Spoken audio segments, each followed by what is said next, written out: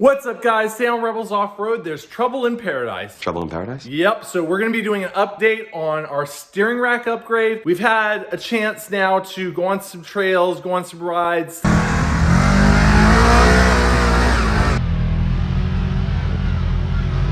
Stuff like that, and just more recently I've been having trouble with the steering rack. It's been doing this clunking sound and kind of almost a binding sound, as well as the steering being kind of loose. So we're gonna go ahead and tear back into this steering rack, show you what's going on with it, and see if it has anything to do with this upgrade. Now, all of my reviews are going to be completely unbiased, no matter the company, no matter what product it is. I'm gonna give you my true thoughts on it. So if there is an issue with this upgrade, I'm gonna tell you in this video. We're gonna go ahead and tear into it right now. I've already covered the uninstall of the steering rack. I'll put a link to that video right here. So we're not gonna show any of that today. However, I am going to be fixing this steering rack in this video. So you'll see the resolution of the issues in this video. You might see some more upgrades to this steering rack in this video if you stay tuned. Very nice, very nice. Go ahead and drop a like, smash that subscription button so you can stay up to date on all of our great videos, and we're gonna get right into this video.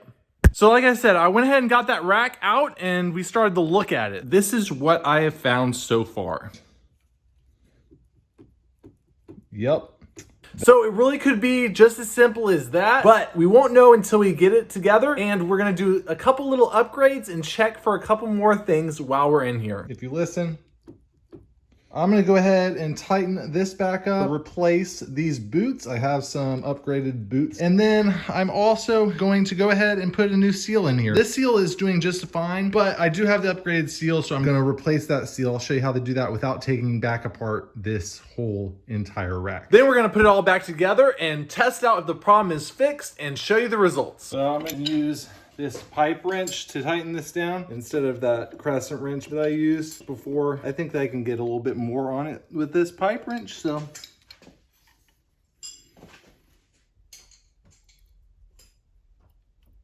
Okay, so that's tightened down just about as good as I can get. To replace the seal, we're just gonna go ahead and pop this off here. Then we can now see the seal.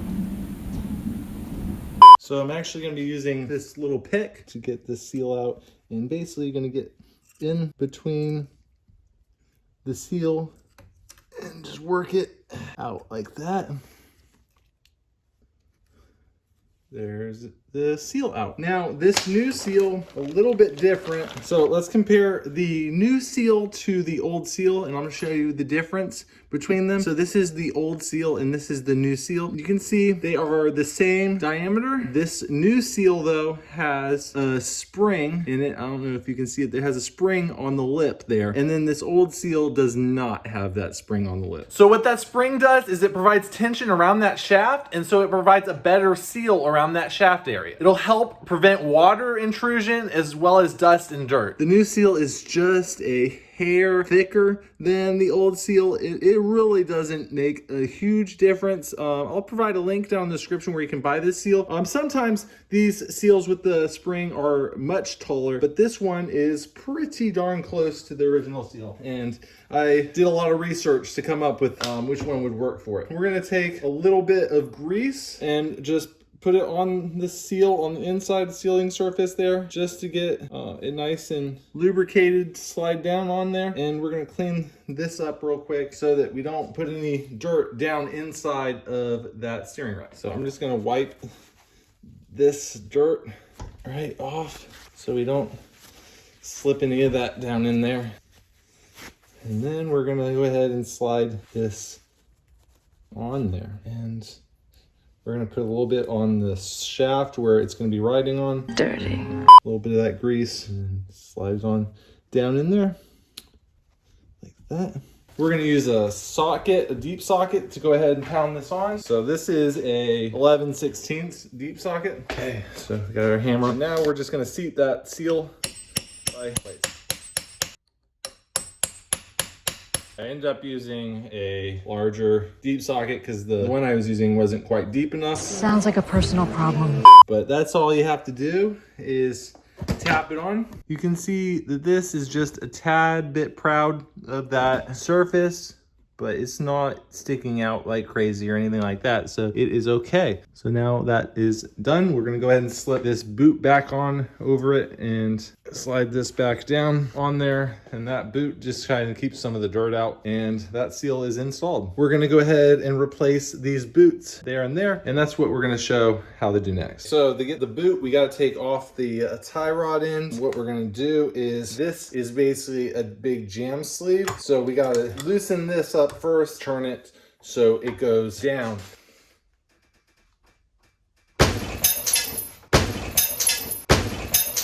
Ouch. It hurts just watching those people fall down. Slips, trips, and falls result in more than 15 million workplace injuries each year. And now back to your regularly scheduled program. Jeez. Oh my God. Okay, so got that loose. Now we're gonna count rotations it takes to take off this tie rod end. All ready? And 1, 2, 3, 7, 8, 9, 20, 21.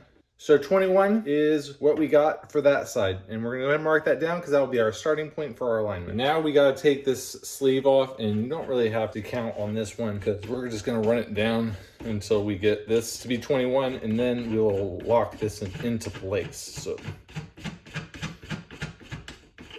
okay, let's set that aside. And now we can go ahead and pull off that boot.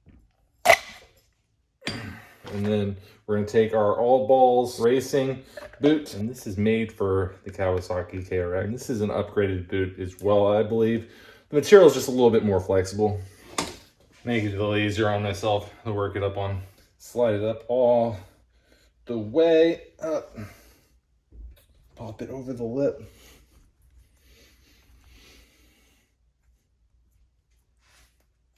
So we want to make sure the boot's in the right position. So we want to make sure we can rotate all the way around the full range of motion. And that's one stop. It looks good. Now let's go ahead and go all the way the other way. And that is all the way the other way. So we got a package of these CV clamps. They are adjustable size, and I'll provide a link down in the description where I got them, but they fit a huge range of sizes. And so we are going to go ahead and clamp this on. So how these work are put it in the groove, bend it, wrap it, tight as you can get it. And then there's these little hooks here that grab the little holes there. And so you want to get it as tight as you can, and then aim for the farthest set of holes you can reach and bend it into there. And then we have this tool, and hopefully you can see it. There's this little raised up portion right here, and you use this tool and it basically squeezes that together and tightens up the clamp. So tighten this guy up, and we have to tighten it up pretty good. That is on there. I'll also provide a link down in the description where I bought this handy tool. Let's show it from this angle. Basically, there's this little guy here, and you squeeze it together, and that's what tightens it up. There's like these little jaws there that go right on there like that, and then you just squeeze as hard as you can, and that tightens it up and makes it a permanent seal there. So that is all nice and sealed up. I like to keep this tool as well as these clamps in my toolbox because these clamps will actually work for your axle boot as well. So if you tear an axle boot out on the trail and you want to replace that axle boot, you know, you have the clamp and you have the tool for this permanent fix. So we have a smaller size one for this smaller side here, but it's the same thing. Going to bend it, wrap it as tight as you can. Now on this side, you could also use a pipe clamp, but we just wanted to keep it kind of uniform.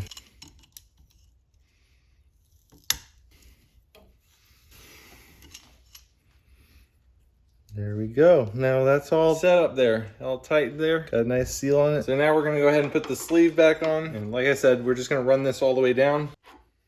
All right, and there we go. And then we're gonna take our tie rod end and run it back down 21 rotations. So once it starts getting on there, right, now it's on there. So we're gonna go 1,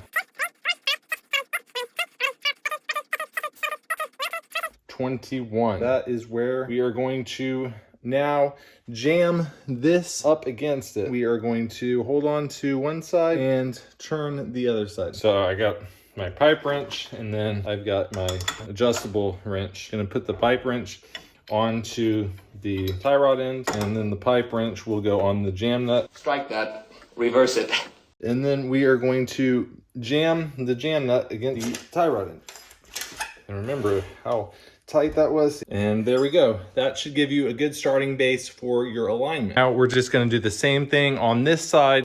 All right, got the 2 boots on. Got the tie rod ends back installed. So all that's left is to get it back in the machine and see if that fixed the looseness. So we got it all back together and we are going to test it out and see if the clunking is gone, if the steering is back tightened up. And so we're gonna go ahead and turn it on now. But running now, let's see. Look at that. Oh, that's all tightened back up. See if there's any clunking. I do not see any clunking. No binding. Nothing but smooth operation. Very nice. So that's really awesome news. The Class 1 Motorsports bushings are really tight and they're good. It was just my idiotic self. Yeah, that guy's an idiot. Was an idiot. Not tightening down the tie rod properly. So I really recommend this Class 1 Motorsports steering rack bushing upgrade. It does keep my rack nice and tight. I do recommend that you go ahead and install those boots as well as that upgraded seal. I will provide a link down in the description for all these products so you can check them out for yourself. I'm really happy though that that steering rack didn't have any major problems with it because it's kind of a pain in the butt to take it all apart and everything. So now it's nice and tight and we're good to go. So if you made it to the end of this video, thank you for watching. Go ahead and smash that like button and subscribe for more great content. And speaking of great content, I linked another video right down here that you should check out. And go ahead and give us some feedback if you have something that you want to see or if you just enjoyed this video. Go ahead and leave a comment down below. And for everyone who is subscribed already, thanks and see you next time.